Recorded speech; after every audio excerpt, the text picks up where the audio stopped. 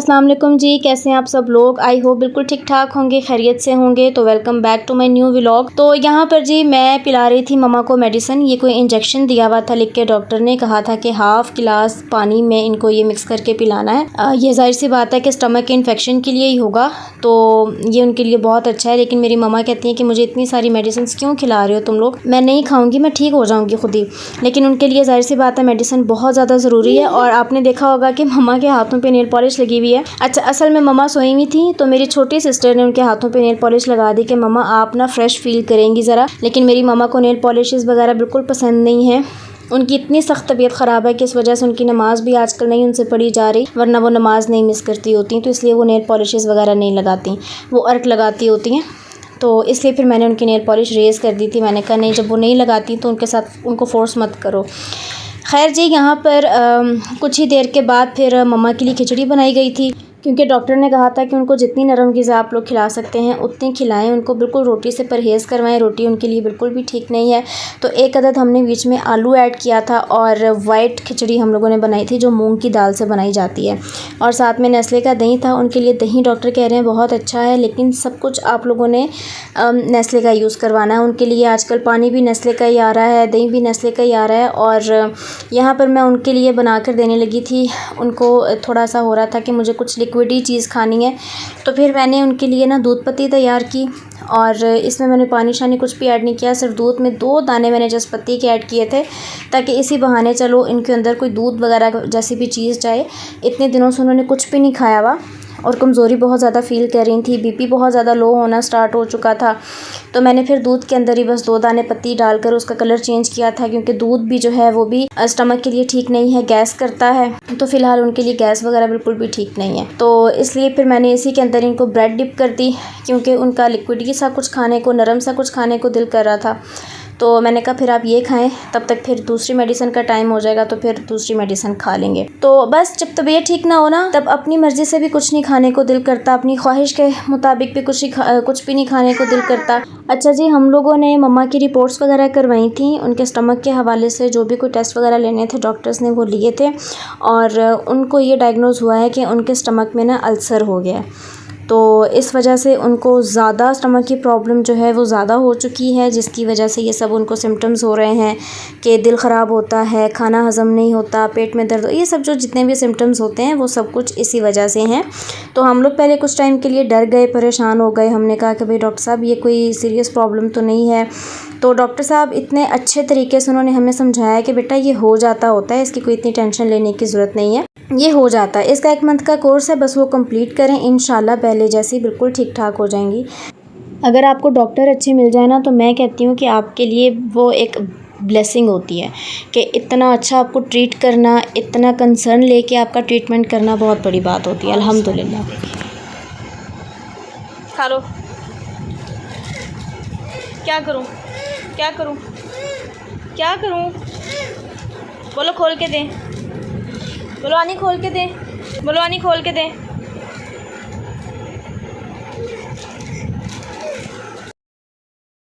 और जी यहाँ पर मेरी भांजी ने कोई चीज़ का पैकेट हाथ में पकड़ा हुआ था और मुझसे इशारे कर रही थी कि मुझे खोल के दो, मुझे खोल के दो। मैंने कहा भाई बोल के मुझे बताओ ना, क्या नहीं मुझे पैकेट खोल दें, मैंने चीज़ खानी है।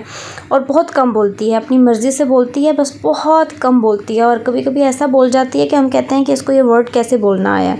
बहुत लेट बोलना स्टार्ट कर रही है, तो ये है कि थोड़ा अच्छा बोलना स्टार्ट करिए। जो भी वर्ड बोलती है क्लीन बोलती है, हमें समझ आती है कि ये क्या कह रही है। तो इसलिए मैं कहती बोलोगी तो मैं खोल के दूँगी। लेकिन तब तक मेरी दूसरी सिस्टर आ गई, उन्होंने कहा ना उसे तंग करो, ना परेशान करो, उसको खोल के दो बेचारी को।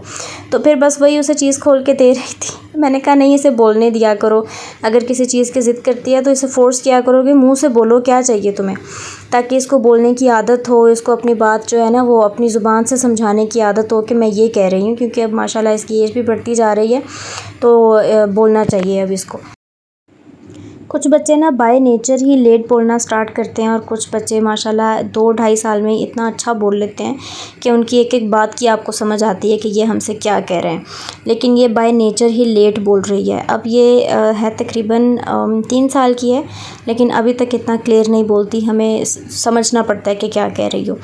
तो खैर जी, इंशाल्लाह ये भी बेहतर हो जाएगी। तो अब हमारे घर में बन रहा था आज बीफ का कोरमा और मम्मा ने कहा कि अब मुझे दिल कर रहा है कि मैं खाऊं। तो मैंने कहा कि अब तो आप नहीं खा सकती क्योंकि अभी डॉक्टर ने परहेज़ किया हुआ है, मना किया हुआ है आपको। इंशाल्लाह पूरी तरह से आप ठीक हो जाएं तो दोबारा से स्टार्ट करेंगे। और ना पता नहीं क्या बात है कि पहले गोश्त को जब हम लोग वेट लगाते होते थे ना, आधे घंटे का वेट लगा लिया, 20-25 मिनट का वेट लगा लिया, या ज़्यादा से ज़्यादा भी आप करें तो 30 मिनट्स इनफ होते थे।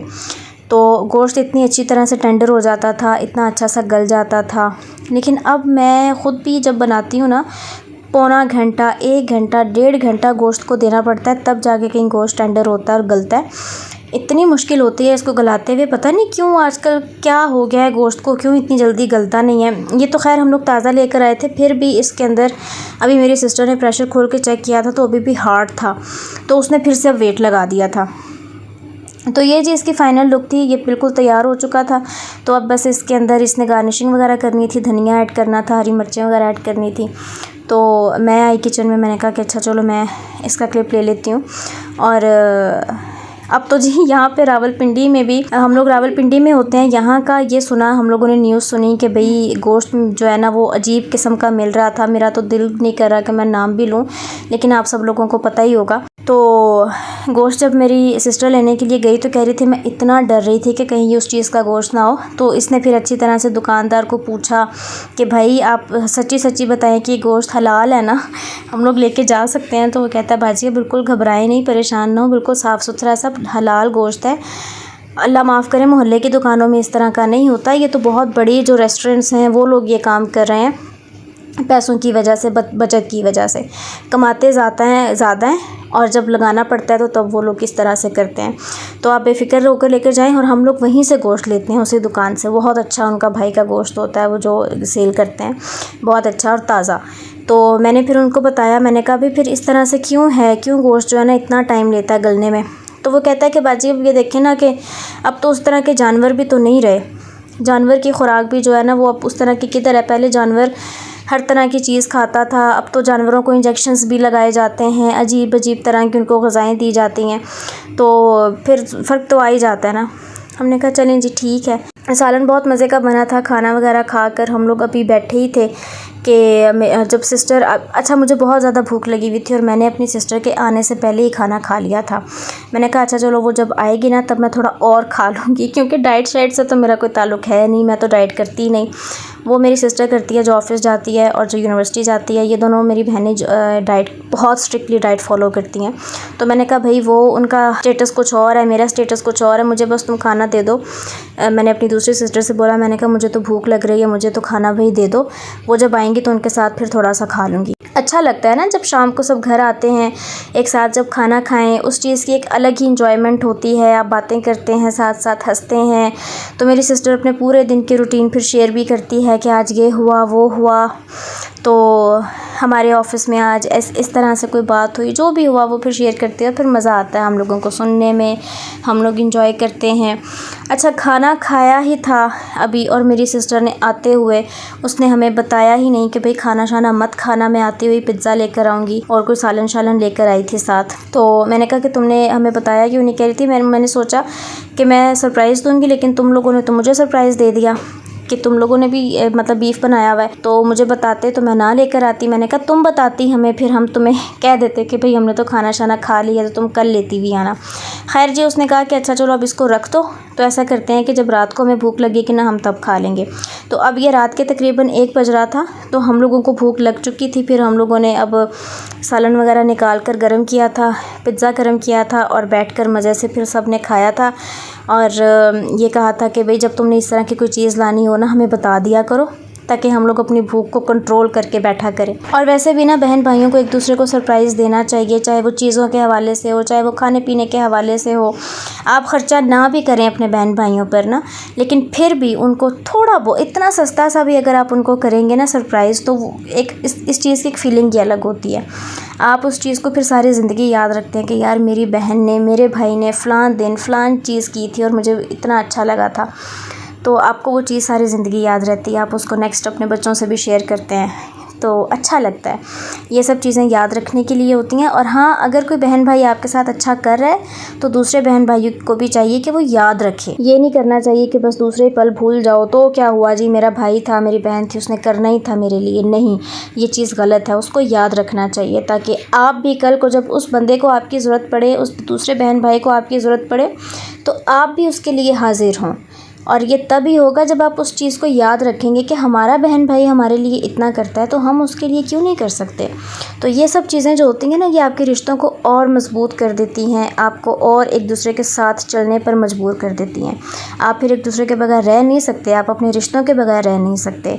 तो हम सब बहनें जो है, हम चारों बहनें माशाल्लाह और हमारा एक भाई, हम लोग एक दूसरे के लिए इतने इम्पॉर्टेंट हैं कि हम लोग फ़ील करते हैं कि अगले बंदे को क्या चाहिए, मेरी बहन को क्या चाहिए, मेरे भाई को क्या चाहिए। माशाल्लाह माशाल्लाह माशाल्लाह, अल्लाह ताला बुरी नज़र से बचाए। तो कहने का मकसद ये है कि आप में से भी अगर किसी बहन भाई में आपस में तनाव है, कोई नाराज़गी है, तो प्लीज़ एक दूसरे को मनाएं, क्योंकि ये वक्त ऐसा चल रहा है कि फ़ौरन से एक दूसरे के करीब हो जाएं। कोई पता नहीं, कोई किसी घड़ी का कोई पता नहीं कैसी हो कैसी ना हो, तो बस एक दूसरे के करीब रहा करें, एक दूसरे के साथ अपने दुख सुख शेयर किया करें। तो बस ये खाना शाना खाने के बाद, पिज़्ज़ा वगैरह एंजॉय करने के बाद मेरे भाई ने टीवी ऑन कर लिया और ये कोई बाइक्स वगैरह की कोई रेस वगैरह लगी हुई थी, ये देख रहा था। और लड़कों की तो बस यही चॉइस रहती है। तो बस ये थी मेरी आज की वीडियो। आई होप आपको पसंद आई होगी। अगर पसंद आई हो तो मेरी वीडियो को लाइक, शेयर और कमेंट ज़रूर कर दीजिएगा। और मेरे चैनल को सब्सक्राइब करना बिल्कुल भी मत भूलिएगा। मिलूँगी आपसे इंशाल्लाह न्यू वीडियो में, तब तक के लिए अपना ख्याल रखें, मुझे अपनी दुआ में याद रखें जी। अल्लाह हाफ़िज़, बाय बाय।